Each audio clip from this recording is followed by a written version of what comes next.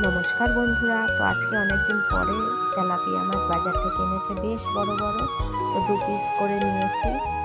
এবারে রান্নাটা করব। আর আমার রান্নার ভিডিওগুলো আপনাদের কেমন লাগে অবশ্যই কমেন্ট করে জানাবেন।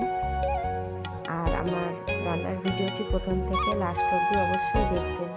আর ভালো লাগলে লাইক, শেয়ার, কমেন্ট আর সাবস্ক্রাইব করে পাশে থাকবেন।